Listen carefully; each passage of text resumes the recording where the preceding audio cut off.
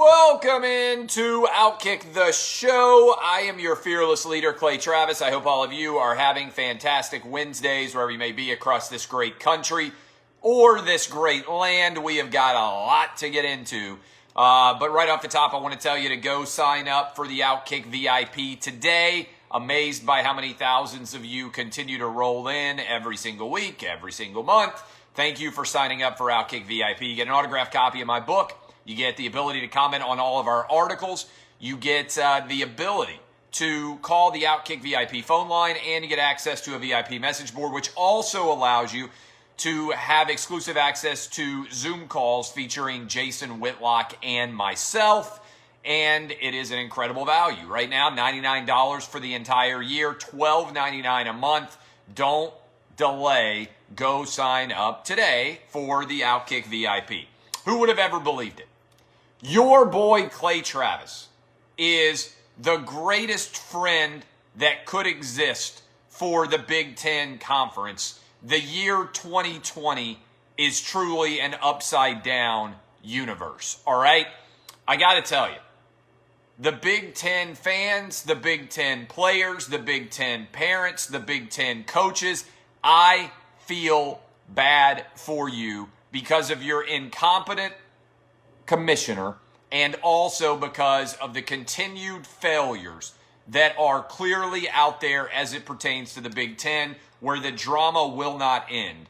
As the Big Ten turns, let me tell you the latest. First story that is out there reported that Ohio State has been leading the charge to try to get all of the schools that were committed to playing football. It's Ohio State, Wisconsin, Michigan, Penn State, Nebraska, and Iowa. Those 6 schools were all going to play their own conference schedule, and they were going to play it without regard whatsoever for the Big Ten prohibition. They were going to play home and home schedules against each other during the fall. Even though the rest of the conference might not be willing to play, even though everybody in the Big Ten has failed the players, the coaches, and the fans. Props to Ohio State for the reports that are out there that Gene Smith has been trying to do this. Now, Gene Smith reportedly, the athletic director at Ohio State, denied that he was trying to do this, again, to put together Penn State, Ohio State, Iowa, Nebraska, Michigan, and Wisconsin. That would be a 6-team Big Ten that was going to play a home and home against everybody as part of a 10-game conference-only schedule. Gene Smith denied doing this, but according to reports, Michigan Governor Gretchen Whitmer, who has emerged as a huge villain in the idea that college football or high school football should be played in the state of Michigan, is adamantly opposed to the idea of Michigan high school kids being able to play or Michigan college kids being able to play football anywhere in her state. So, let me be clear about this. Some people say, oh, Clay, you only have people that you agree with on your radio show. That's not true at all. I want to be explicitly clear, crystal clear here. I am offering Michigan Governor Gretchen Whitmer an opportunity to come on my radio program, which is heard all over her state and all over the 50 states. Most listened to morning show anywhere in the country, okay? I am offering Gretchen Whitmer an opportunity to come on our show and explain why Notre Dame can play college football, but Michigan can't. Why Cincinnati can play college football, but Michigan State cannot. Why Pittsburgh can play college football, but her school state institutions cannot. Why the states around her, like Ohio, can play high school football, but Michigan cannot. Maybe there is a very rational and reasonable reason why she is opposed to high school football and college football anywhere in the state of Michigan. I would love to hear it. I've got a lot of family in the state of Michigan. I love Michiganders. My wife is from Michigan. She went to the University of Michigan. Much of my wife's family still lives in Michigan. I love it when I go up and visit. You guys know that I have talked a lot about how much I love upstate Michigan. in the summer. I'm not a cold weather guy. Love Traverse City. Love Mackinac Island. Love Petoskey. All these different areas that many of you have never been to. Upstate Michigan is beautiful. The UP is extraordinary in the summer. I'm going to have to buy a lake house up there. Full disclosure. Got the beach house down in Florida. Starting to look for a lake house up in Michigan so I can have perfect weather all year round. Okay? But this is an inexcusable failure by the governor of Michigan, Gretchen Whitmer, and she needs to come on and explain why she's not allowing high school kids in Michigan to play football and why she's opposed to the idea of the Big Ten being able to play as well. She should have to answer those questions. She shouldn't be able to hide from them. And so I am offering her an opportunity to come on and make her case for why she's right and I'm wrong, and why I am potentially making a bad decision here, and she's right. She have an open forum, biggest sports audience you can find anywhere in the nation from 6 to 9 a.m. Eastern across the whole country. Huge audience for her. She can come on my show and explain why she is right and I am wrong, and why she is blocking Big Ten football. Okay? A couple of other dramatic turns as the Big Ten turns. The drama that is the disaster following Kevin Warren's decision to shut down college football. Spring football is the latest idea of idiotic purport coming out of the Big Ten. Spring football would start in January and it would be played indoors. I want to repeat this for everybody out there because it is so stupid it literally makes my head hurt. Spring football in the Big Ten would be played not outdoors, where it's proven to be safer from all viruses, but indoors, and it would be in January. So let's get this straight. The SEC, the ACC, and the Big 12 are going to be playing in October, November, and December all of their conference games. One conference game for them, I believe, on September 26th. Okay? The last week in September. Most of the season in college football would be in October, would be in November, and would be in December. Someone needs to explain to me why the Big Ten does not believe it will be safe to play in October, November, and December, but believes it will be safe to play indoors in January. Let me repeat. Out of doors in October, November, December, unacceptable for the Big Ten. Indoors in January, acceptable. Not to mention, no good players will actually play in that indoor season. Okay, everybody who has an NFL future at all will refuse to play. This sounds to me like a totally made-up shenanigan here, and I'm going to be honest with you. It's hard to convince me at this point that the Big Ten's decision isn't 100% politics. I mean, that's where I'm coming to. It feels like 100% politics to me that October, November, and December are unacceptable to play outdoors college football, but in January, suddenly it's going to be okay. I don't understand it. The Corona Bros can't even defend it. They think even this is ludicrous. It makes absolutely no sense. There's no reason why it would be safer for Big Ten students at all. There's no reason why it would be safer for Big Ten college football students at all. It doesn't make any sense. Finally, and as the Big Ten turns, the parents of Big Ten students at Nebraska, at Iowa, at Michigan, at Ohio State, at Penn State, all of them are talking now about protesting outside of Big Ten offices in Chicago on Friday. I want you to think about how crazy this is. The Big Ten has so mismanaged this situation that the parents of players at Ohio State, Penn State, Michigan, Nebraska, Iowa, all of these different locations are going to show up and protest the Big Ten's decision to cancel the season. This isn't even a dumpster fire now. This is a fire of epic proportions. This is one of the biggest disasters I've ever seen in the history of college sports. Kevin Warren needs to lose his job as the commissioner, and many of the school presidents need to lose their jobs as well. So that is the latest in the Big Ten. Conversely, the SEC is planning not only on playing a season, but they in the SEC are planning on playing with roughly 25% of fans present in all stadiums. So think about this for a minute. Not only is the Big Ten completely incompetent and canceling all of their fall football schedule, but the SEC right now is planning to play with fans present.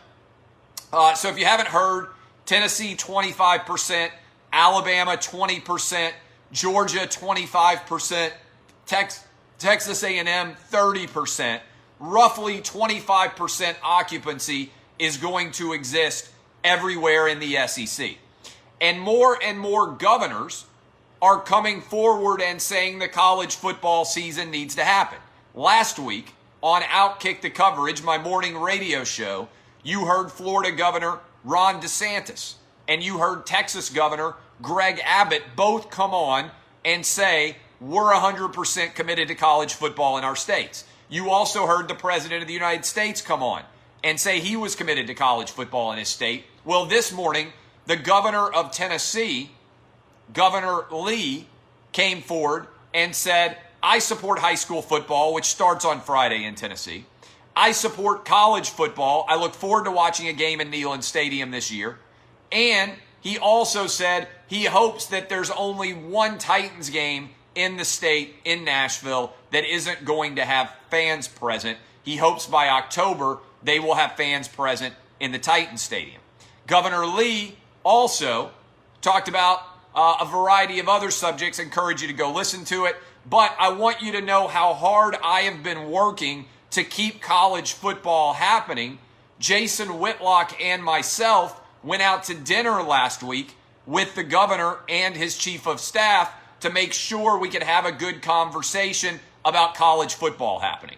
And I'm going to be honest with you, I have been working the phones like crazy to advocate like I'm a lobbyist. I'm not getting paid for this in any way, but I am aggressively advocating, reaching out to politicians across the political spectrum the best way that I can to try to assure that we have an ACC, a Big 12, and an SEC college football season. And I'm not going to apologize.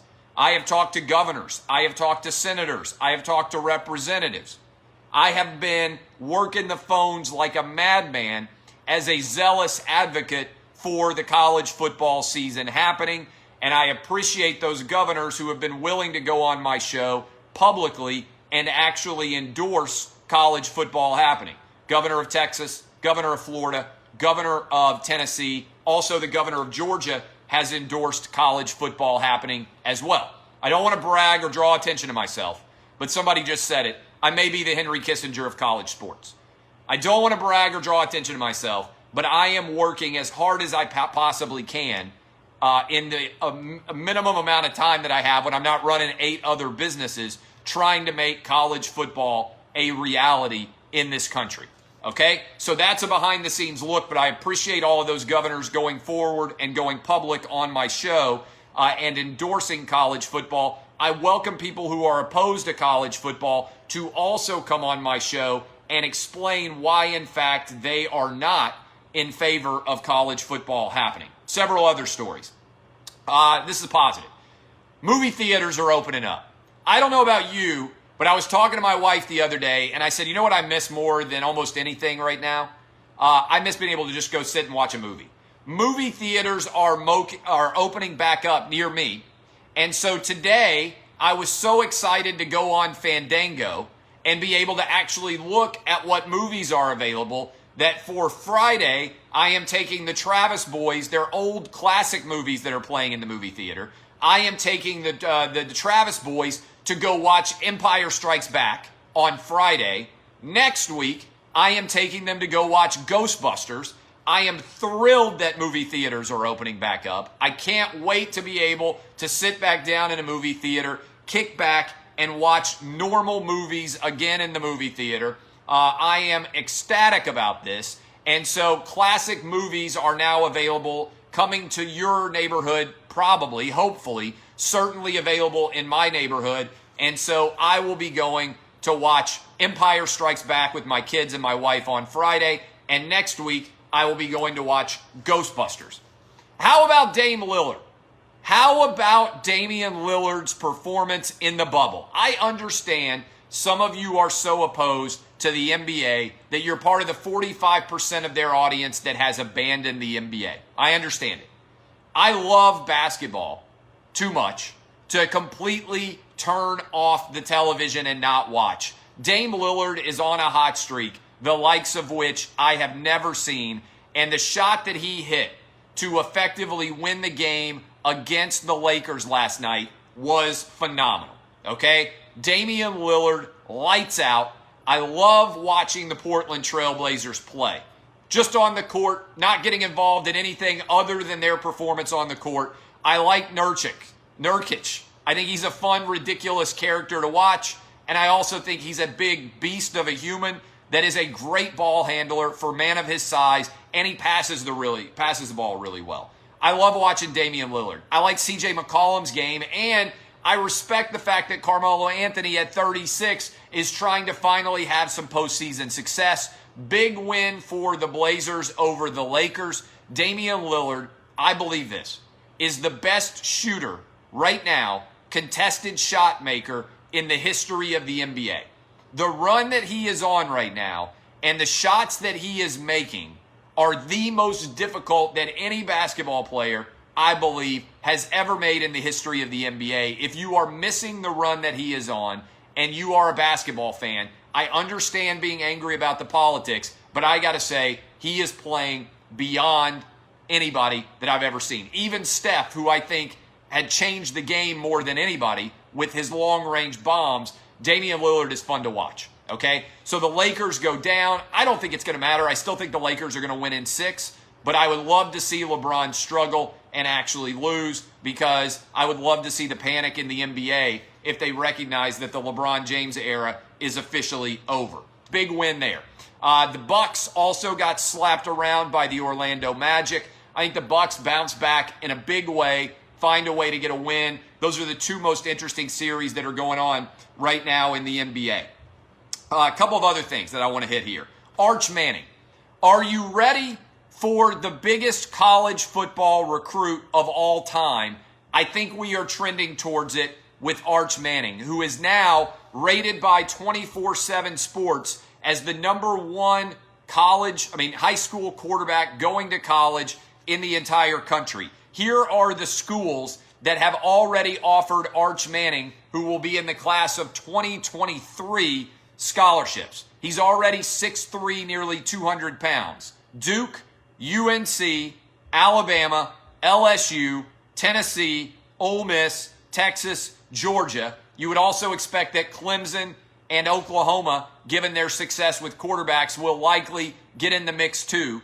Arch Manning is the grandson of Archie Manning, the nephew of Peyton and Eli Manning, Cooper Manning's oldest son, and we're about to have a third-generation Manning quarterback prodigy. This guy's recruitment is going to be fun to watch. He even has the Manning swagger. He carries himself like a Manning. It is really fun to watch him play.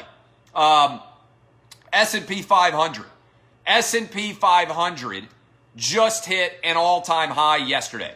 All-time closing high. It's coming down a little bit today, not much, but this is a story that deserves more attention. The entire pandemic collapse. It fell all the way down 40%, I believe was the total amount, nearly dropped by half. It has all come roaring back in the space of the best 100-ish days in stock market history. People came after me when I told you on this show, when I told you on my show, buy. I have made a ton of money following my own advice. I hope you did as well, because I legitimately believe that this is, and we just had, what is the greatest stock buying opportunity of any of our lives. Never before have you been able to make more money more rapidly in your life than what just happened between March and August in this country. And most of you out there were too much of pussy willows to actually put your money where your mouth is and go out and trust that America was not going to collapse because of the coronavirus. And I hope all of you listened. I put my money where my mouth is. You may hate me. You may not agree with me. You may not listen to me. But I am the most honest person in sports media. And I might be the most honest person in media, period. Every single day I tell you for 3 hours on the radio exactly what I believe. I tell you exactly what I believe here. I write it on Outkick. The entire media company of Outkick is built on authenticity. And I hope you are authentically rich right now, whatever your financial background might be. And some people say, well, I'm not rich. I don't have enough money. You got to start somewhere. All right? I used to be poor. I did not have any money. I had a big deficit. All right? Make smart financial decisions for you and your family. Resolve to start and continue to do so. It's not where you start. It's where you finish. Being concerned that you don't have enough to start is how you remain a loser for the rest of your life, looking up at people who are more successful than you. DBAP, boys and girls. DBAP and embrace the DBAP lifestyle. Finally, coronavirus update for everybody out there. Florida, just 7.1% of all cases in Florida were positive today. That is the lowest number since mid-June. Effectively, the outbreak of cases in Florida is over. After all of the fear porn that you have heard, you would think that there would be someone in the media and big audiences that everybody would be talking about, hey, that situation in Florida and Arizona and Texas is over, and there ended up being a fraction of the death rate of New York and New Jersey. Maybe we oversold the fear porn. Instead, almost everybody is actually staying quiet. And they're now moving. Notice what's going on. The Corona Bros are now moving on to, oh my God, look at the college infection rate. Okay? They just move from one panic, from one fear porn to another with no rational basis in between all of their fear porn. One of the reasons why we have such a massive audience and why our audience is exploding every single day is because there's a desperate need for rational discussion, especially in anyone connected to the world of sports today. And I got to tell you, this is incredibly gratifying to see. Go sign up for the Outkick VIP. Go sign up for the Outkick podcast. Jason Whitlock's podcast is going to debut soon. I hope you guys saw him on Tucker Carlson yesterday. He was fantastic. We have designed a brand new set for him in his home, and I think it's going to be fabulous for everybody in Outkick. I'm about to be on television on Lock It In. Good gambling night last night. I hope to have another good gambling night tonight. DBAP unless you need to SBAP. My name is Clay Travis. This has been Outkick the show. Go subscribe to this too. Give us 5 stars. I appreciate all of you for being supporters of what we do. Kisses. See y'all. And a little bit on television, and I'll see you on the radio tomorrow. See y'all. Love you. Thank you, Facebook. I'll see you guys.